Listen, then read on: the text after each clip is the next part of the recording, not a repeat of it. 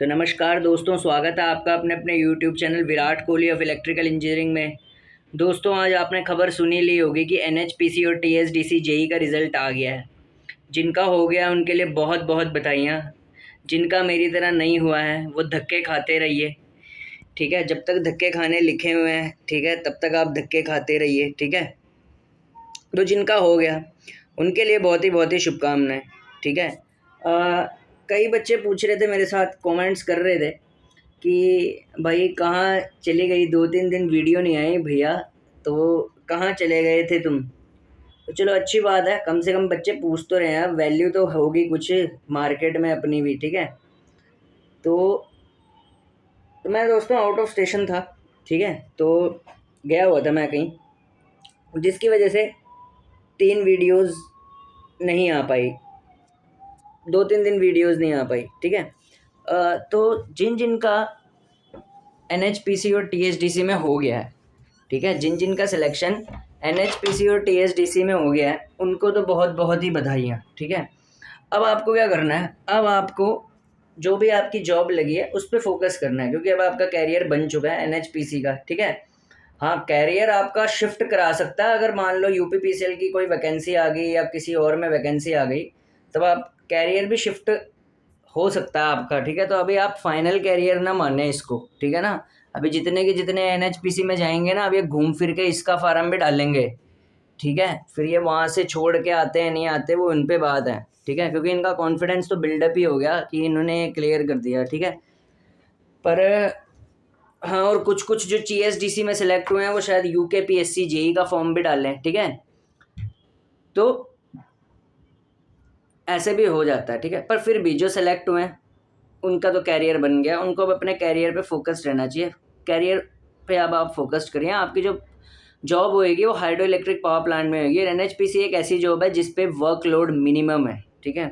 तो जिन का भी सिलेक्शन हुआ है, ठीक है, उनको बहुत अच्छी बात है, काफ़ी अच्छा वो एक्सपोजर पा सकते हैं। एनएचपीसी एक कोर इलेक्ट्रिकल कंपनी है, तो उनको हार्दिक शुभकामनाएं अपने सिलेक्शन की। अब ज़रा बात करते हैं जिनका नहीं हुआ, अब उन्हें क्या करना चाहिए। भैया जिनका नहीं हुआ, अब नहीं हुआ ऐसे सोच विचार करने से, ठीक है। कई बच्चे बोल रहे हैं कि मैं 20 नंबर से रह गया, कोई बोल रहा है मैं 30 नंबर से रह गया, कोई बोल रहा है मैं 5 नंबर से रह गया, कोई बोल रहा है मैं 10 नंबर से रह गया, कोई बोल रहा है मैं 1 से रह गया, 2 से रह गया। चाहे आप 50 नंबर से क्यों नहीं रह रहे, चाहे आप 1 नंबर से क्यों नहीं रह रहे, अगर सिलेक्शन नहीं हुआ तो नहीं हुआ, ठीक है, वो नॉट उसमें ही माना जाता है। अब जो बच्चे कम नंबरों से रह रहे हैं और जो बच्चे ज़्यादा नंबरों से रह रहे हैं, वो भी आने वाले एग्ज़ाम्स क्लियर कर सकते हैं। सिर्फ दिक्कत ये है कि आपको ध्यान देना पड़ेगा, जो 1-2 नंबर से रह रहे हैं ना, उनको सिर्फ ये ध्यान देना कि उनके 1-2 नंबर कम क्यों हो रहे हैं। और जो थोड़े ज़्यादा नंबर से रह रहे हैं, कोई 20 से रह रहा है, कोई 30 से रह रहा है, कोई 25 नंबर से रह रहा है, कोई 15 नंबर से रह रहा है, कोई 14 नंबर से रह रहा है, कोई 18 नंबर से रह रहा है, जो इतने नंबरों से रह रहे हैं, या कोई 50-60 नंबर से भी अगर रह रहा है, तो भी वो बहुत अच्छा कर सकता है आने वाले एग्ज़ाम्स में। जैसे कि यूपीपीसीएल जेई हो गया, यूकेपीएससी जेई हो गया, ठीक है, पावर ग्रिड जेई हो गया। क्योंकि एग्ज़ाम जो होता है, हर एग्ज़ाम उसमें कैसे क्वेश्चन बनने वाले हैं, किस तरीके के क्वेश्चन बनने वाले हैं, ये कभी डिसाइडेड नहीं होता। कभी कभार क्या होता है, बच्चे ने पढ़ा कुछ होता है और उसके एग्ज़ाम में कुछ और आ जाता है। कभी कभार क्या होता है कि जो बच्चा पढ़ के जाता है उसी से ज़्यादा पेपर एग्जामिनर बना देता है। तो आपको बस ना एग्ज़ाम्स रेगुलर देने हैं, ठीक है। बाकी कौन सा एग्ज़ाम आपका अच्छा जाएगा, कौन सा नहीं जाएगा, ये डिपेंड करता है क्वेश्चंस की फ्रीक्वेंसीज़ पे। अब ये क्वेश्चन की फ्रीक्वेंसी क्या होती है, टोटल कितने भी क्वेश्चन प्रैक्टिस कर ले बंदा, लाख क्वेश्चन क्यों ना प्रैक्टिस कर ले, लेकिन उसके जो पड़े हुए दायरे के क्वेश्चन अगर वहाँ से क्वेश्चन बन जाते हैं तो एज मिल जाता है थोड़ा, या जो ज़्यादा अच्छे सब्जेक्ट है वहाँ से क्वेश्चन बन जाते हैं तो वो दिन बन जाता है इंसान का, ठीक है। तो अब आपको क्या करना है, एनएचपीसी हो गया तो उसको छोड़ दो, टीएसडीसी हो गया उसको छोड़ दो, आने वाले एग्ज़ाम्स पे फोकस करो, ठीक है। आने वाले एग्ज़ाम्स जैसे कि यूपीपीसीएल हो गया, यूकेपीएससी हो गया, ठीक है, और बोल सकते हैं हम पावर ग्रिड का एग्ज़ाम हो गया, ठीक है। इन पावर ग्रिड का तो जस्ट अभी हो ही जाएगा, ठीक है, हो सकता है क्या पता नवंबर के 2nd वीक तक ही ना हो जाए, ठीक है। पावर ग्रिड के लिए तो कम टाइम है, बट यूपीपीसीएल के लिए आपके पास बहुत टाइम है, 223 पोस्ट, उसके लिए तैयारी कीजिए। और यूकेपीएससी जेई के लिए भी तैयारी कर सकते हैं, मतलब यूकेपीएससी जेई की जो उत्तराखंड डोमिसाइल का होगा उसके लिए, ठीक है। UKPSC JEE का वो तैयारी कर सकता है साथ में, ठीक है। तो अब आपकी असली परीक्षा शुरू होने वाली है, क्योंकि अभी तक जितने एग्ज़ाम्स थे वो ऐसे ऐसे टाइप के ही थे। अब जो मेन एग्ज़ाम्स हैं वो शुरू होने वाले हैं, ठीक है। स्टेट JEE वगैरह के जो एग्ज़ाम्स होते हैं, UPPCL हो गया, UKPSC हो गया, तो स्टेट JEE का तो अपना एक अलग चार्म होता है, ठीक है। तो यहाँ से अब जो बच्चा तैयारी कंटिन्यू रखेगा, ठीक है, उसके सिलेक्शन होने के चांसेस बहुत ज़्यादा हैं, ठीक है। तो आपको क्या करना है, डिसहार्टेंड नहीं होना, आपको क्या करना है, आगे के लिए तैयारी करनी है, ठीक है। सबसे पहले जो NHPC में आप वीक पॉइंट देखिए कि आपका सिलेक्शन किस वजह से नहीं हुआ, ठीक है। टेक्निकल में क्या नहीं आपने गलत किया। जैसे मैंने टेक्निकल मेरा बहुत अच्छा गया था NHPC में, लेकिन कुछ क्वेश्चन ऐसे थे जो मैं और कर सकता था टेक्निकल में, मैंने करे नहीं, जिसकी वजह से मेरी गलती हुई। क्यों? मैं स्विच्ड रिलेक्टेंस मोटर हमेशा नहीं पढ़ के जाता। इस बार मैं UPPCL के लिए पढ़ के जाऊँगा स्विच्ड रिलेक्शन मोटर, स्टेपर और सर्वो भी बिल्कुल डिटेल में पढ़ के जाऊँगा। इनको भी मैं ना कुछ-कुछ छोड़ देता हूँ। मैं सोचता हूँ यार स्टेपर सर्वो तो आती नहीं है पेपर में, पर अब इसको डालने लग गए हैं, ठीक है। तो मैं तो भैया स्टेपर मोटर पढ़ लिया अब मैंने, ठीक है। स्विच रिलेक्टेंस के मैंने कुछ नोट्स बना लिए हैं, वहाँ से मैं पढ़ना स्टार्ट करूँगा, तो वो मेरा UPPCL वगैरह में भी काम आ जाएगा, ठीक है। ठीक है, तो ये फ़ायदा है बहुत ज़्यादा, ठीक है। तो ऐसे आपने सीखना है एग्ज़ाम से, ठीक है। अच्छा, अब ये चीज़ होती है क्या, जो बच्चे परफॉर्म अच्छा नहीं करें NHPC में, क्या वो UPPCL और UKPSC JEE का एग्ज़ाम निकाल सकते हैं? तो बिल्कुल निकाल सकते हैं, जिनकी बुरी परफॉर्मेंस भी हुई है। सबको पता है UPPCL में चलता है लक, ठीक है। ठीक है, तो भैया UPPCL में सारे पेपर एक दूसरे से ऑपोजिट होते हैं, ठीक है। तो अगर तो आप थोड़ी बहुत मेहनत कर लेते हैं ना, और जिस दिन आप बैठने जा रहे हैं एग्ज़ाम में उस दिन आपका लक हुआ, तो UPPCL में आप 110 से 105 नंबर लेके भी सिलेक्शन ले सकते हैं, ठीक है। तो ये भी एक फन फैक्टर है, ठीक है, कि जब आप अच्छा कर सकते हैं, ठीक है। देखो UPPCL में तो चलता ही लक है, ठीक है, इसके अलावा तो हम कुछ कह नहीं सकते। अगर आपका लक चल जाता है तो आपको तैयारी करनी चाहिए UPPCL की, ठीक है। UKPSC JEE में लक नहीं चलता उसमें, क्योंकि एक डे का एग्ज़ाम है उसमें उसमें लेकिन टेक्निकल बहुत ज़्यादा है। तो UKPSC JEE उन लड़कों के लिए बहुत अच्छा जिनका टेक्निकल स्ट्रॉन्ग है। 720 नंबर की इलेक्ट्रिकल इंजीनियरिंग किसी भी स्टेट में नहीं आती, सिर्फ उत्तराखंड में आती है 720 नंबर की इलेक्ट्रिकल इंजीनियरिंग। यानी कि जिसकी इलेक्ट्रिकल बहुत स्ट्रॉन्ग है, UKPSC JEE उसका फटने वाला है बहुत खतरनाक तरीके से। UKPSC JEE electrical engineering domain का लड़का उड़ा देगा फटाफट से, ठीक है। 720 नंबर में से अगर 500 भी सही कर गया, 600 क्वेश्चन भी सही कर गया, तो उसके तो 600 नंबर तो इलेक्ट्रिकल से ही बन जाएंगे, ठीक है। तो ये देख सकते हो आप, ठीक है। तो UKPSC JEE तो बहुत ही, और इसी तरह UPPCL JEE भी टेक्निकल स्ट्रॉन्ग बंदे के लिए ही है पेपर, ठीक है। 150 उसमें टेक्निकल आता है, ठीक है। 50 नंबर का नॉन टेक आता है। नॉन टेक तो मॉडरेट लेवल का ही रहता है, बस टेक्निकल में आपकी किस्मत चलनी चाहिए। जैसे कि अगर मान लो जो सब्जेक्ट आपके स्ट्रॉन्ग है उससे ज़्यादा एग्जामिनर फ्रेम कर देता तो ठीक है, उससे फ़ायदा हो जाता है आपको, ठीक है। तो ऐसा कुछ नहीं है कि अगर जिसने NHPC में अच्छा परफॉर्म नहीं किया, TSDC में अच्छा परफॉर्म नहीं किया, SSC JEE में अच्छा परफॉर्म नहीं किया, वो आगे आने वाले एग्ज़ाम में परफॉर्म नहीं कर सकता। ऐसा कुछ नहीं है। JEE एग्ज़ाम्स में बहुत बार ऐसा देखा गया है, कई बच्चे बहुत ही वर्स्ट परफॉर्मेंस देते हैं 2-4 एग्ज़ाम में, लेकिन एक एग्ज़ाम उनका इतना अच्छा चला जाता है कि वो टॉपर बन जाते हैं, ठीक है। ऐसा मेरे खुद एक कॉलेज के सीनियर के साथ भी हुआ था। 2000 पता नहीं क्या 19-18 के पास की बात है। तो वो JEE सिविल बना था, जिससे मैं इंफॉर्मेशन नहीं लेता, ठीक है। वो JEE सिविल बना था लड़का, वो सिविल इंजीनियरिंग के सारे पेपरों में फेल होता था। उसने UPPCL का पेपर दिया था 2019 में, जब सिविल की वैकेंसी आई थी, कुछ पता नहीं ठीक ठाक ही आई थी, ज़्यादा तो नहीं आती सिविल में। उसका सिविल में UPPCL सिविल में निकल गया वो, और वो तो और फ़ायदेमंद रह गया। उसने जितने पेपर दिए थे जो उसके ख़राब गए थे वो 4200 ग्रेड पे के थे, और जो सही पेपर चला गया वो 4600 ग्रेड पे का गया उसका। तो ऐसा भी हो जाता है, कभी कभार कम ग्रेड पे के पेपर हमारे ख़राब चले जाते हैं और बड़े ग्रेड पे के बहुत सही चले जाते हैं, और कभी कभार बड़ी ग्रेड पे के पेपर हमारे ख़राब चले जाते हैं और छोटी ग्रेड पे के सही चले जाते हैं। तो देखो ये कुछ लक फैक्टर भी डिपेंड करता है, ठीक है।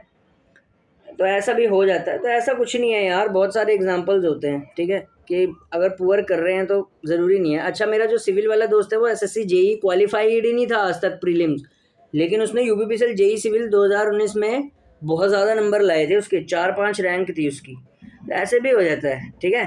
तो और एक मेरा और दोस्त है वो UKPSC JEE में ही वो सीनियर था वो उस टाइम। तो UKPSC में तो काफ़ी टाइम बाद वैकेंसी आ रही है ना, 2017 के आसपास आई थी वैकेंसी। तब मैं कॉलेज में ही पढ़ा करता था, वो भी सिविल से ही था, ठीक है।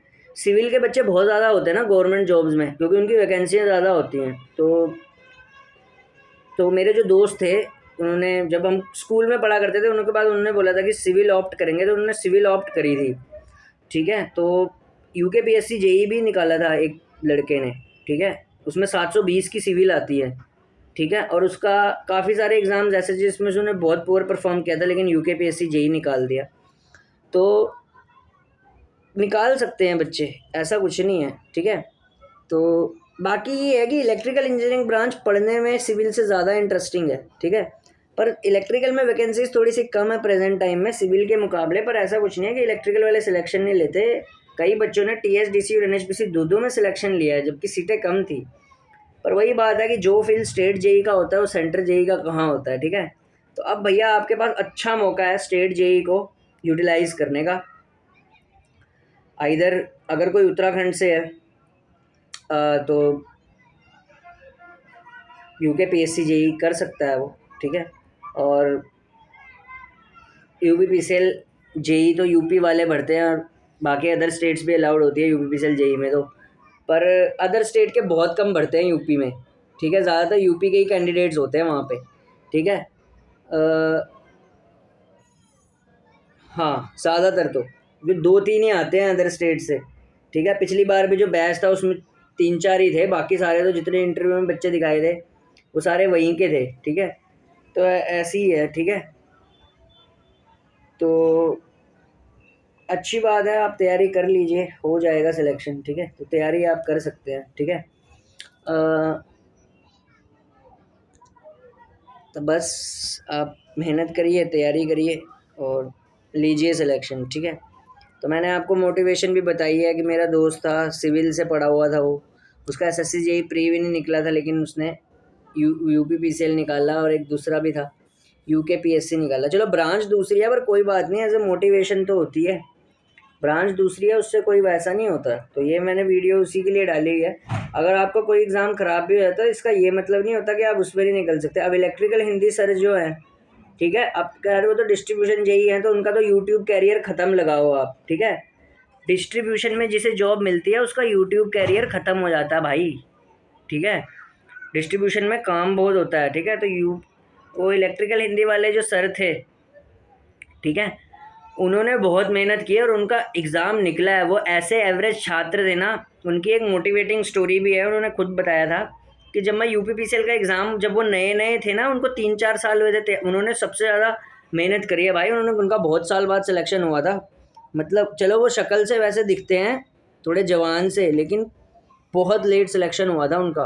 उन्होंने खुद बताया था, क्या बोलते हैं, इलेक्ट्रिकल हिंदी सर वालों ने, उन जानते ही होंगे बच्चे, नहीं भी जानते तो आते थे एक इलेक्ट्रिकल हिंदी में, ठीक है, सर थे वो। हालांकि पढ़ाते पढ़ूते नहीं थे वो, लेकिन वो ना अपडेट्स लेके आते थे यूपी से की वैकेंसी कब आएगी, इसलिए आएगी। और उस टाइम क्या था कि और यूट्यूब चैनल इतने सारे आए नहीं थे, तो इलेक्ट्रिकल हिंदी को अच्छा मानते थे लोग। मतलब था तो सिर्फ अपडेट वाला ही चैनल, मतलब उस पर ऐसा नहीं था कि कोई लेक्चर सीरीज़ होती थी, कोई कुछ होता था। मतलब वो सिर्फ वैकेंसी अपडेट्स का चैनल था, लेकिन ठीक चैनल था। मतलब ऑथेंटिक न्यूज़ देते थे वो सर इलेक्ट्रिकल हिंदी वाले। उन्होंने इतना संघर्ष किया है ना भाई, उन्होंने वो ना 40-40 नंबर से रहते थे किसी ज़माने में यूपीपीसीएल में, और उन्होंने इतनी मेहनत की कि उन्होंने सिलेक्शन लिया, ठीक है, मतलब अंत तक। तो ऐसे भी हो जाता है। तो ज़रूरी नहीं है कि आप कितने नंबर से रह रहे हैं, क्योंकि मैंने ये नंबर वाली वीडियो इसलिए बनाई, मेरे पास कई बच्चों के जब से एनएचपीसी का रिजल्ट आया, कई बच्चों के कमेंट्स आ रहे हैं कि सर हम तो इतने नंबर से रह गए, उतने अब यूपीपीसीएल में क्या होगा, ये होगा।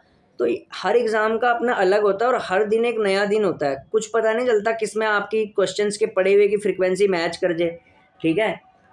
अब यूपीपीसीएल एक ऐसा एग्ज़ाम है, अनप्रिडिक्टेबल एग्ज़ाम है, ठीक है। मान लो इस बार पेपर किससे बन जाए, कैसे बन जाए, क्या पता किसी को, ठीक है। तो क्या पता आप ही का पढ़ा हुआ सारा आ जाए, ठीक है, क्या पता कैसे आ जाए, ठीक है। तो ये होता है, आप तैयारी करिए, पढ़िए, ठीक है, हौसला नहीं हारते यार, बहुत टाइम है, ठीक है, अच्छी बात है, ठीक है। तो तैयारी करनी चाहिए आपकी, ठीक है। 20 नंबर क्या यार, 40-40 नंबर से रहे हुए बच्चे एग्ज़ाम निकाल रहे हैं, ठीक है। इलेक्ट्रिकल हिंदी वाले सर ने बताया नहीं था कि जब मैं पहली पहली बार दिया था पेपर, कितने कम नंबर आए थे मेरे, और उसके बाद करते करते करते करते एक्सपीरियंस हुआ, फिर एक बार ही 4-5 नंबर से छूटा उनका पेपर, फिर उसके बाद उन्होंने निकाल ही दिया। ठीक है, तो आप भी ऐसे निकाल सकते हैं, ऐसा कुछ नहीं है, कोई भी निकाल सकता है एग्ज़ाम। ठीक है, तो थैंक यू, तैयारी करते रहिए, पढ़ाई करते रहिए। आज मैं भी थोड़ा डिप्रेसिंग मूड में था। बाकी अब देखते हैं, मैंने काफ़ी सारे एग्ज़ाम्स अभी भी और देने हैं, तो अब किस में क्या बात चलती है, ठीक है, उस हिसाब से देख सकते हैं। ठीक है, धन्यवाद।